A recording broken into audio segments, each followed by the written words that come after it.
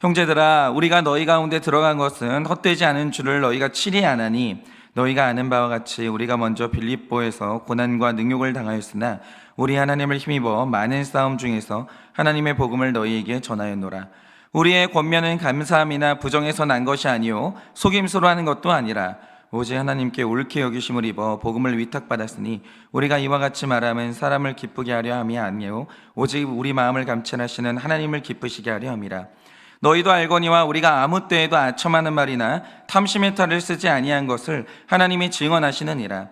또한 우리는 너희에게서든지 다른 이에게서든지 사람에게서는 영광을 구하지 아니하였노라.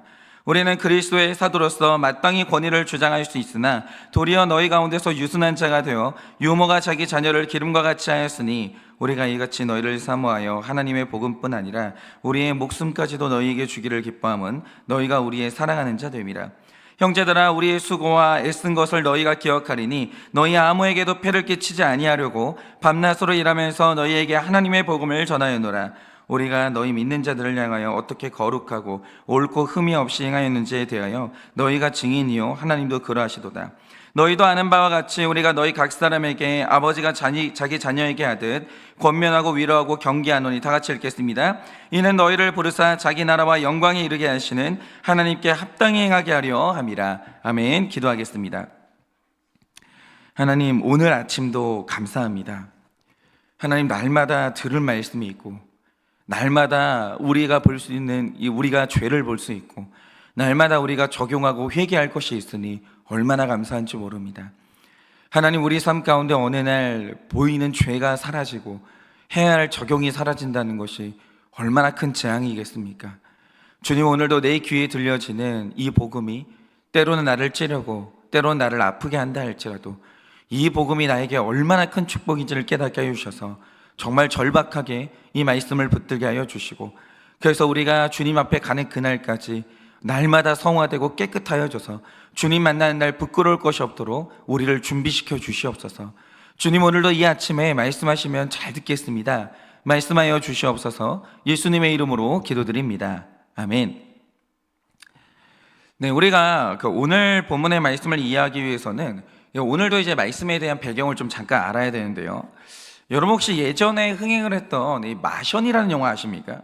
이게 화성을 탐사하러 갔던 이제 학자가 한 명 있는데, 이 사람이 화성에서 혼자 조난이 돼요. 그러니까 화성에 이제 폭풍이 불면서 다른 대원들은 다 이제 돌아가는 비행기에 타는데 이 사람만 비행기를 못 타게 된 거죠.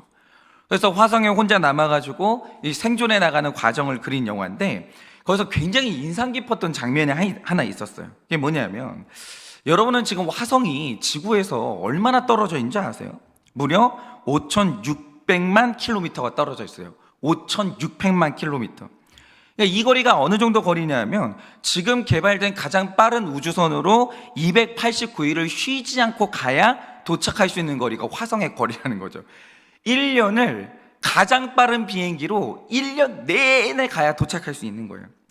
그러니까 이 화성에서 지구의 흔적, 어떤 지구에서 봤던 것을 화성에서 볼 수 있다? 그거는 게 불가능해요. 화성이라는 곳 자체가 생명이 살 수 없는 완전히 불모지의 땅이라는 거죠.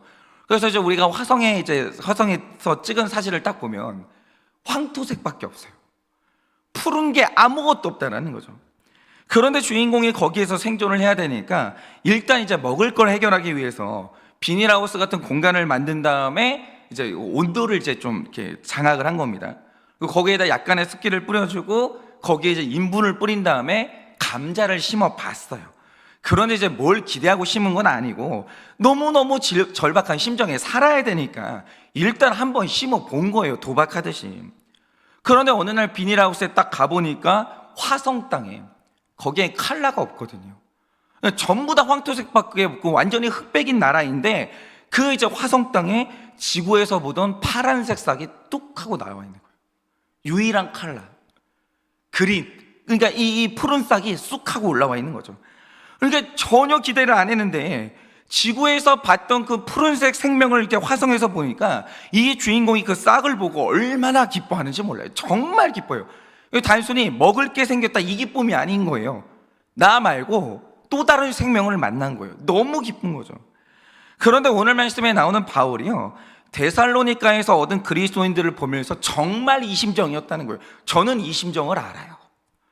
그래서 정말 이 구속사의 불모지에서 대화가 안 통하는 사람들하고 있다가 어느 날 나랑 대화를 통하는, 내가 말하는 게 뭔지를 알아듣고 그 사람이 말하는 게 뭔지를 알아듣는 우리의 가치관이 똑같은 거예요.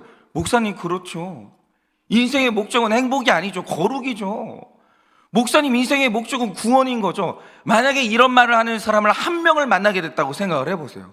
너무너무 기쁜 거죠. 그러니까 이제 바울의 심정이 딱 이런 거예요.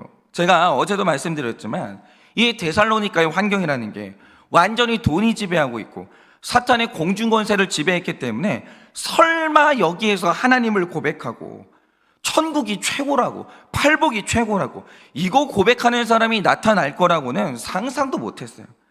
그래도 이제 바울은 이제 받은 사명이 있기 때문에 뿌려본 거예요. 그냥 한번 뿌려본 거예요. 그런데 세상에 어느 날 보니까요, 완전히 복음의 불모지에 푸른 부활의 싹이 쑥 하고 올라오는 거예요. 그러니까 저는요, 사람 안 변한다는 말을 안 믿어요.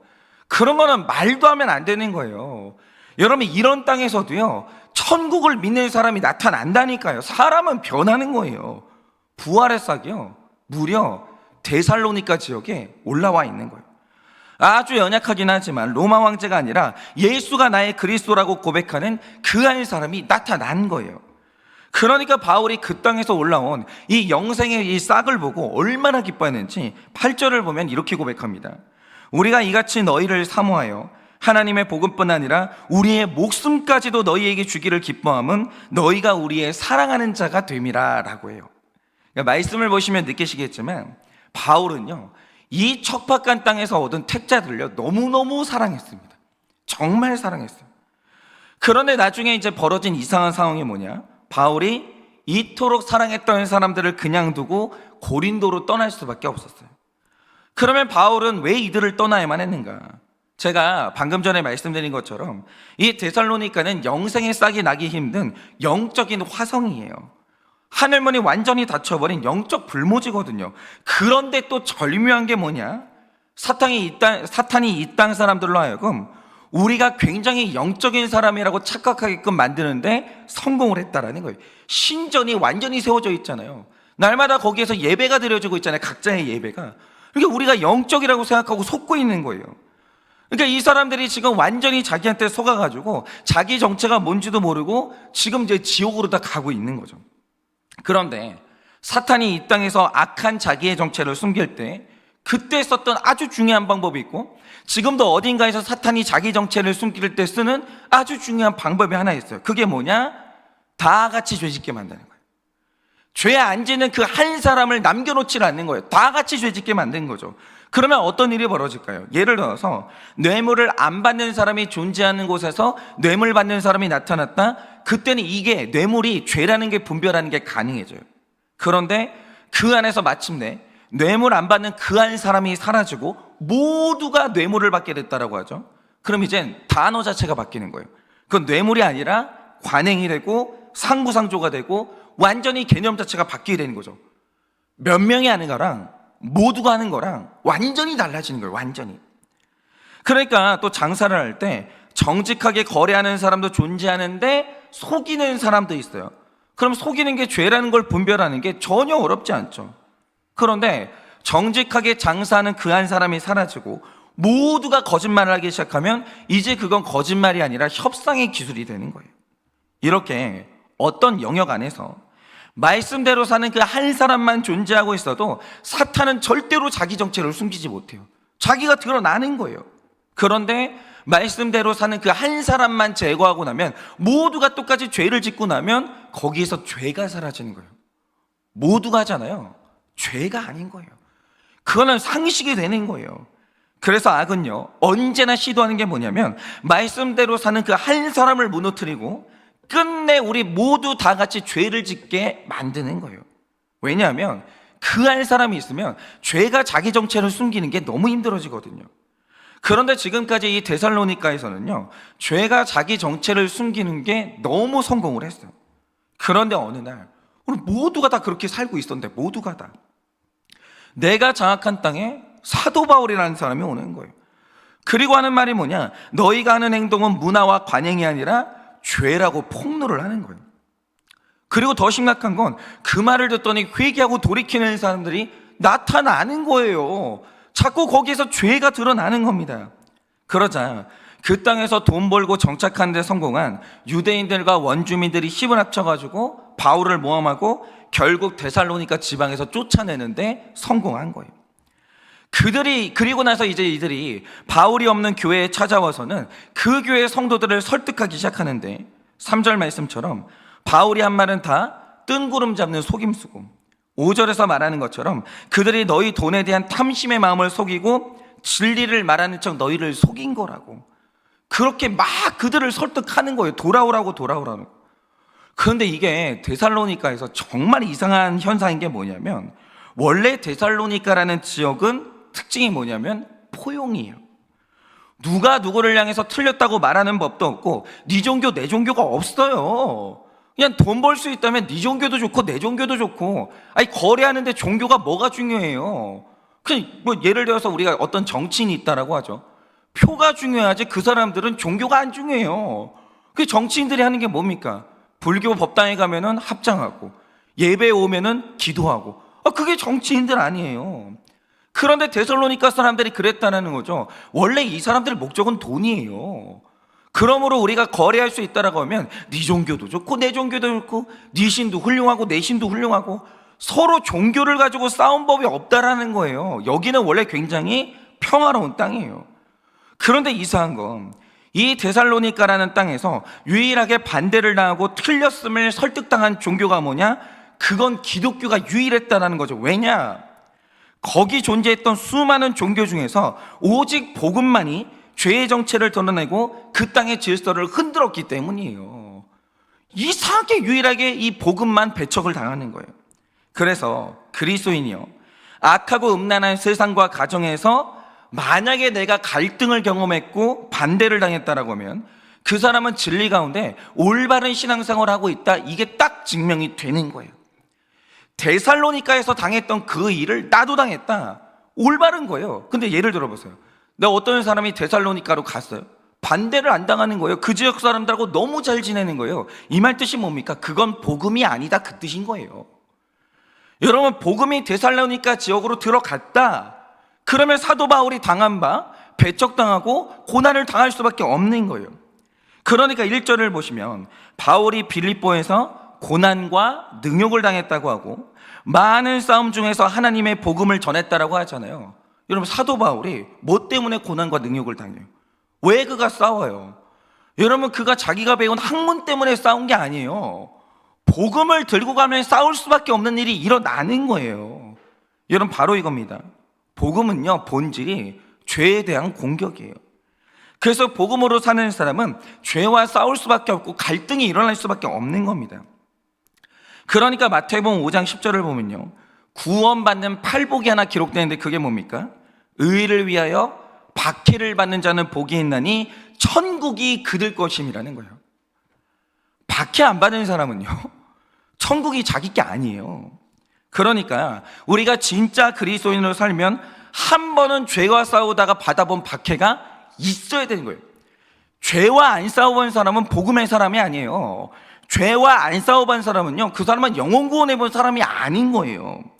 여러분 우리가 정말 무섭게 분별해야 되는 게 뭔지 아십니까? 시골에 가면 외양간이 있죠.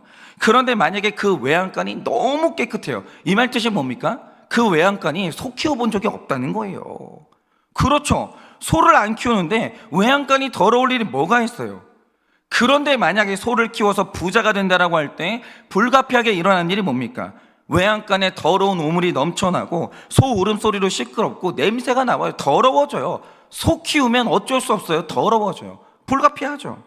마찬가지로 어떤 사람이 교회를 다닌다고 하는데 하나님 옆에 갔는데 하나님이 아무리 둘러봐도 상처가 없어요. 아무리 불러봐도 눈물이 없고 거절당한 흔적이 없어요. 가슴에 못이 없는 거예요. 너무나 깨끗하고 너무나 멀쩡한 사람이 내가 그리스도인이라고 하나님 앞에 온 거예요. 그럼 이 말 뜻이 뭔지 아십니까? 영혼 구원해 본 적이 없다는 그 뜻이에요. 틀림없어요.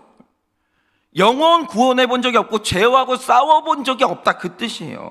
나는 이타적으로 살아본 적이 없다. 그러면 어떤 일이 일어나냐? 그리스도인인데 깨끗해요. 받은 상처가 없어요. 교양 지키면서 살 수 있는 거예요. 틀림없습니다. 틀림없어요. 그런데 우리가 이 땅에서 그리스도인이 되어서 한 명의 죄인을 구원하고 그를 양육한다라고 할 때 절대로 그냥은 안 돼요.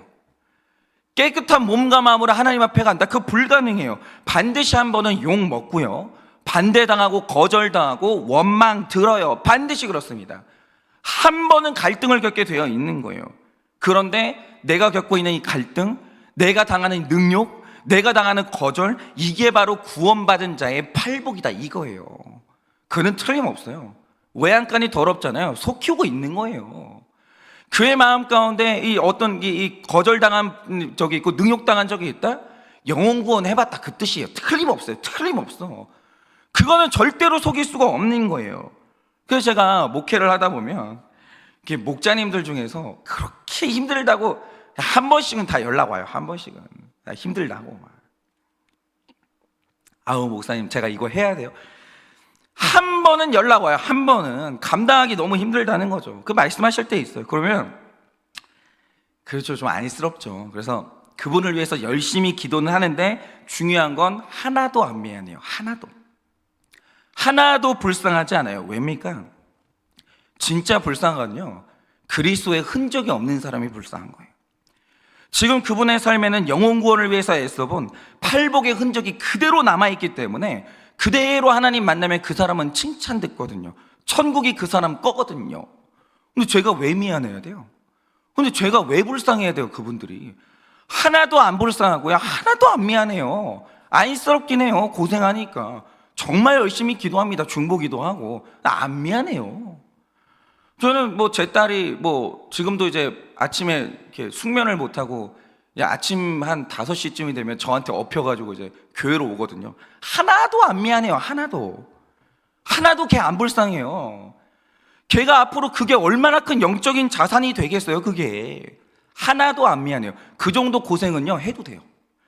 천국 가는데 그 정도 있잖아요. 하나님께 칭찬 드는데 그 정도 희생은 좀 해도 되는 거예요. 뭐가 어때서요? 자기 연민? 일도 없어요 저는. 그러니까 반대로 사역하다가 받아본 상처가 없는 사람은 그 팔복 받은 사람이 아니에요. 그게 불쌍한 거예요. 그게. 그런데 오늘 말씀에서 바울은요 이걸 그대로 확인시켜 주는 거예요. 그러면 오늘 사도 바울이 데살로니가 형제들에게 그런 핍박에도 불구하고 반드시 지켜내려고 하는 권면의 말씀이 있는데 그 권면하는 진리가 뭐냐 이거죠. 오늘 제가 이 설명을 좀 드리고 싶은데요, 잘 들어보세요.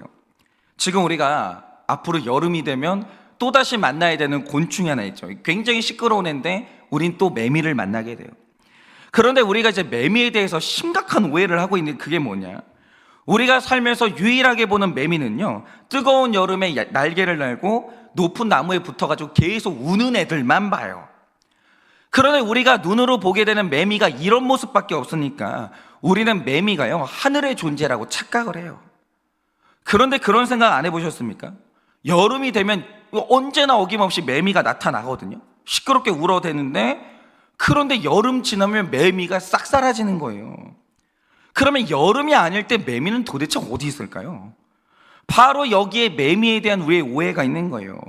매미는 원래 여러분 하늘의 존재가 아니고요 땅속 존재예요. 왜냐? 원래 매미는 굼벵이의 형태로 땅속에 살면서 식물 속에 있는 물을 빨아먹고 살거든요. 그런데 땅속에서 사는 매미의 기간이 얼마인 줄 아세요? 7년을 살아요. 7년을. 매미가 땅속에서 7년을 산다니까요. 일생 전체를 땅에서 사는 거예요. 그런데 땅에서 살던 매미가 일생에서 딱 한 번, 아주 잠깐 하는 일이 뭐냐, 매미가 누에 고치 속으로 들어갑니다. 그리고 날개를 달고 밖으로 나와요. 그리고 일생 처음으로 하늘 위로 올라가요. 그러면 평생 살던 내 고향을 떠나서 잠깐 하늘로 가게 되는데, 하늘로 가는 이유가 뭔지 아십니까? 내 고향 아니에요. 하늘은, 고향은 땅이에요. 근데 하늘로 가요. 나무 위로 가요.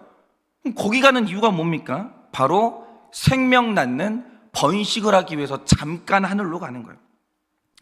그러니까 이제 매미가 여름 내내 울어대거든요. 울어대는 이유가 뭡니까? 이렇게 번식하려고 이렇게 수컷이 암컷을 부르는 거예요. 근데 얘네들도 불쌍해요. 그냥 목소리가 안 크면 어떻게 이제 암컷을 유혹할 수가 없는 거죠. 여름 내내 그냥 암컷 꼬셔보겠다 그냥 우는 거예요. 그러니까 좀 불쌍히 여겨주시고 시끄럽다고 하지 마세요. 그런데 여러분, 이렇게 날개 달고 하늘에서 사는 기간이 얼마냐? 7년 인생 중에서 딱 한 달이에요. 딱 한 달. 그런데 이 한 달 동안 짝짓기라는 사명을 완수하잖아요. 그러면 사명 끝난 딱 그날 매미가 땅으로 뚝 떨어져 가지고 죽어요. 근데 여러분, 신기한 게 죽은 매미 본 적 있으세요? 어떻게 죽는 줄 아십니까? 매미는 배 쪽이 하늘로 올라간 모양을 하고 죽는데, 또 이걸 보고 어떤 사람이 하는 말이 뭐냐, 매미가 하늘을 보고 죽는다고 오해하는 거예요. 그런데 매미의 눈은 등에 달려 있거든요. 그러니까 이 땅속의 고양이 매미는요, 잠깐 사명 때문에 하늘로 한 달만 올라왔다가 사명이 끝나면 다시 고향인 땅을 바라보고 죽는 거예요. 여러분, 이렇게 매미가 땅속 존재인데 우리는 사명 때문에 잠깐 하늘로 올라온 매미의 모습만 보고 매미가 하늘에 속한 곤충이라고 착각을 하는 거예요. 아니에요. 그는 땅의 존재예요. 그런데 잠깐 사명 때문에 하늘로 왔다가 사명 끝나고 나면 다시 땅으로 돌아가는 거예요. 그런데 오늘 바울이 데살로니가 성도들에게 하는 말이 바로 이거예요. 여러분, 12절을 보면 바울이 원래 사람의 정체가 뭐냐, 이걸 정확히 말하는데 이렇게 말합니다. 이는 너희를 부르사 자기 나라와, 근데 자기 나라가 어디예요? 하늘나라예요. 천국. 성경에 나와 있잖아요. 우리나라는 천국이에요.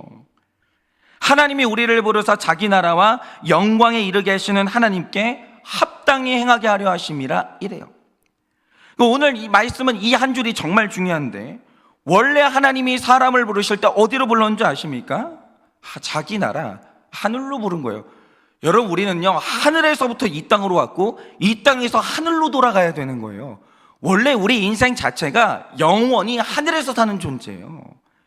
원래 사람의 본질이라는 것은 하늘에서 영원토록 살아갈 하늘의 존재로 부름받은 거예요. 그러니까 땅에서 사는 게 힘든 거예요.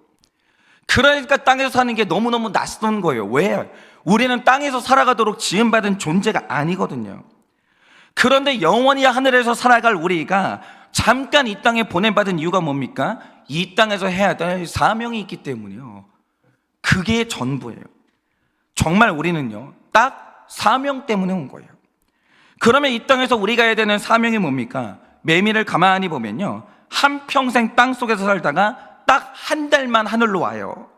그런데 하늘에서 하는 유일한 일이 뭡니까? 그는 소유하지 않아요. 땅속에 나올 새 생명을 낳고 그리고 죽어요.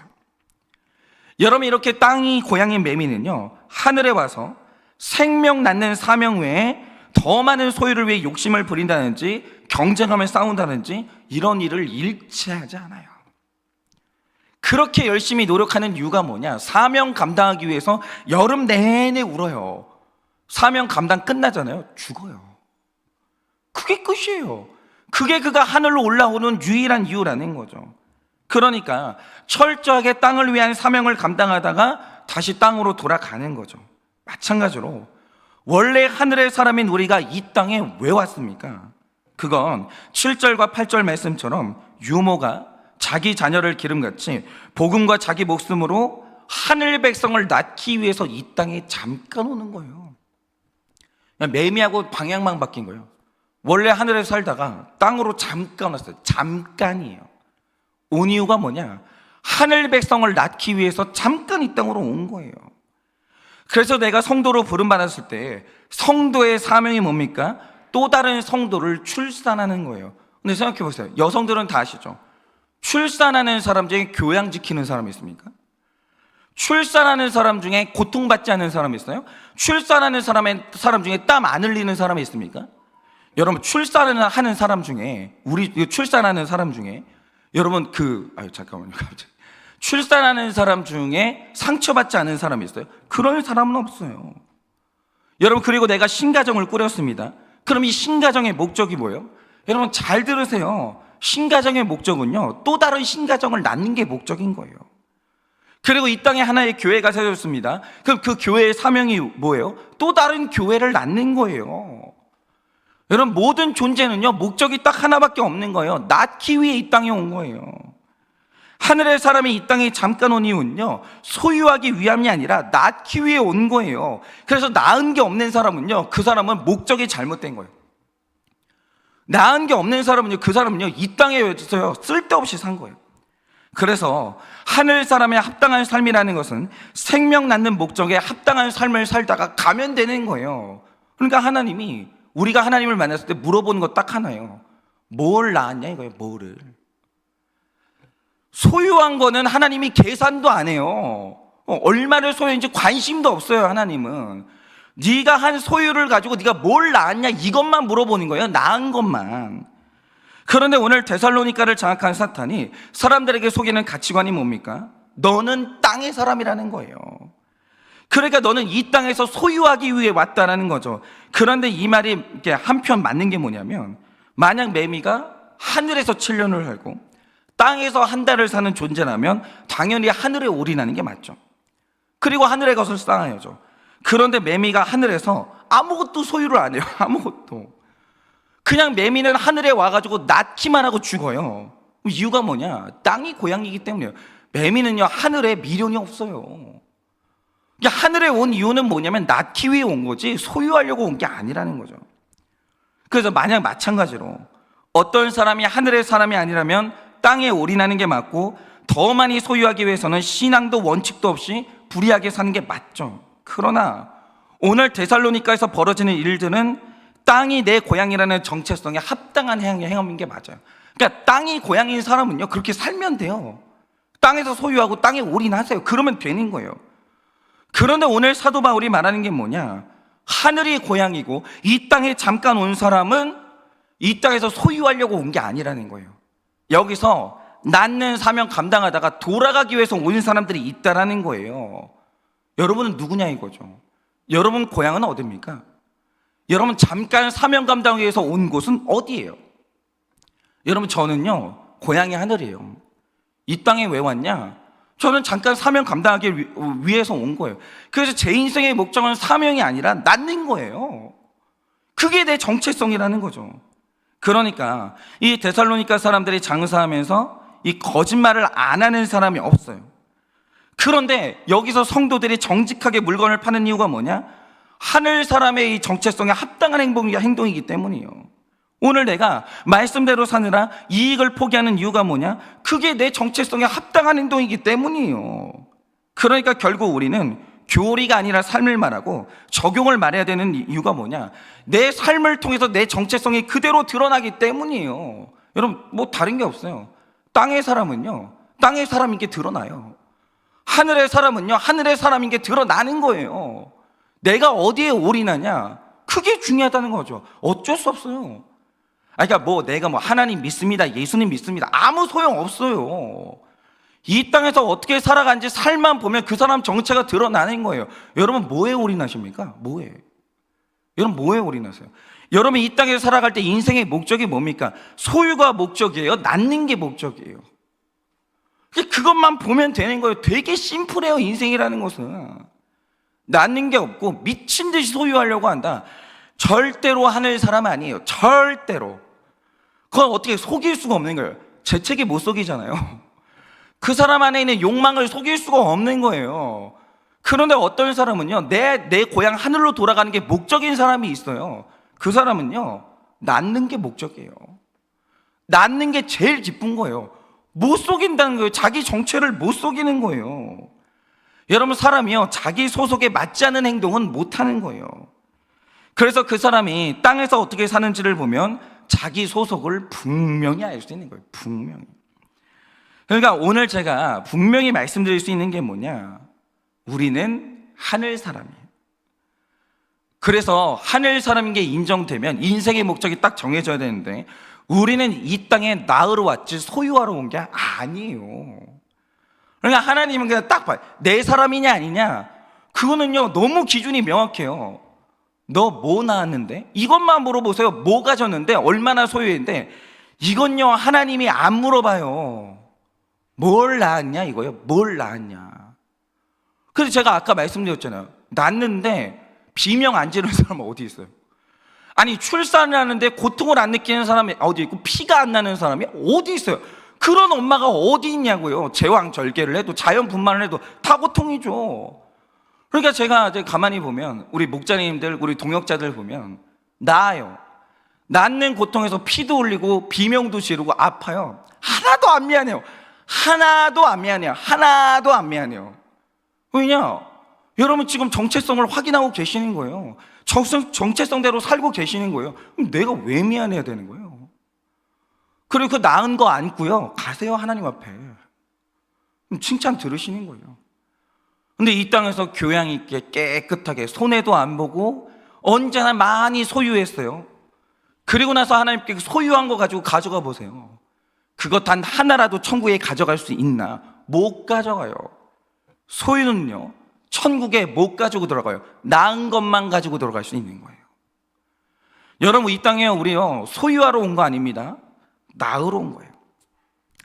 그러니까 바울이 이렇게 말했을 때 데살로니가 사람들이 한 말이 뭡니까? 1절에 말하는 것처럼 그 말이 헛되다라고 말하는 거예요. 데살로니가 사람들이 그런 거예요. 헛소리 안 해. 아니 가져야지 누가 나으로 여기 오냐고. 그런 말 듣다가 알거지 된다라는 거예요. 너 사도 바울한테 속았다라는 거죠. 남들 다 부자 될 때 네가 이제 그런 거짓 교리에 속아가지고 너 쪽박 찬다 이거예요. 길고 짧은 건 대보자 이거죠. 정말 쪽박 차나. 그런데 오늘 사도 바울이 단호하게 말씀하시는 게 뭡니까? 이 복음은 절대로 헛되지 않다는 거예요.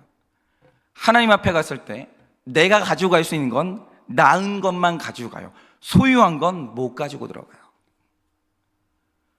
낳은 게 뭐가 있냐라는 거예요. 하나님 그것만 물어봐요. 하늘 사람인 우리는요, 이 땅에 생명 낳는 사명을 감당하러 아주 잠깐 왔다가 다시 그냥 고향 땅으로 돌아가면 되는 거예요. 그게 우리 사명이에요. 그러니 오늘도 여러분의 소속은 어디입니까? 여러분이 영원히 살아갈 땅은 어디냐라는 거예요. 제가 분명히 말씀드립니다. 여러분 고향은 천국이에요. 천국에서 이 땅으로 왔다가 이 땅에서 다시 천국으로 가셔야 되는 거예요. 여러분 낳으세요. 소유가 의미 없다라는 뜻은 아니에요. 소유는 수단입니다. 목적을 위한 수단인데 소유를 가지고 낳으세요. 낳은 것 가득 품고 하나님 앞에 가서 그 내가 낳은 것들과 함께 천국에서 영원한 삶을 누리는 여러분 되시기를 예수님의 이름으로 축원을 드립니다. 이 시간에 제가 기도하고 축도함으로 예배를 마치겠습니다. 기도하겠습니다. 하나님, 제가 이 땅 가운데 살다 보면 너무너무 헷갈립니다. 왜 이렇게 소유하는 게 좋은지, 왜 이렇게 소유에 집착하는지. 하나님, 저는 그렇습니다. 저는 소유하는 게 그렇게 좋습니다. 그런데 주님이 이런 저를 버리지 않고 목사 만드셔서 처음으로 낳는 것이 얼마나 기쁜지, 낳는다라는 게 얼마나 아름다운 일인지 알게 하시고 낳는 기쁨을 알려주시고 낳는 기쁨을 위해 살아가게 하시니 너무 감사합니다. 주님, 오늘 사도 바울은 분명히 말합니다. 우리는 하나님의 사람이고 하나님의 나라로 가야 되기 때문에 소유가 아니라 낳아야 한다고. 네가 천국으로 가져갈 수 있는 것은 소유한 것이 아니라 낳은 것만 가지고 갈 수 있다라고 그렇게 말씀을 하십니다. 그러니 주님, 오늘 우리 이 땅에서 자꾸 소유가 아니라 낳는 것에 집중하게 하여 주시고 낳은 것 때문에 기뻐하게 하시고 낳기 위하여서라면 때로는 눈물도 흘리고 비명도 지르고 고통도 감당할 수 있는 우리가 될 수 있도록 주님께서 은혜를 허락하여 주시옵소서. 지금은 우리 주 예수 그리스도의 은혜와 하나님 아버지의 그 크신 사랑과 성령님의 위로하시고 교통하여 주시는 그 역사하심이 소유가 아니라 낳는 사명을 위해서 오늘도 이 땅 가운데서 열심히 살아가기를 원하는 사랑하는 우리 모든 성도들의 머리 위에 지금으로부터 영원 무궁토록 함께 있을지어다. 아멘.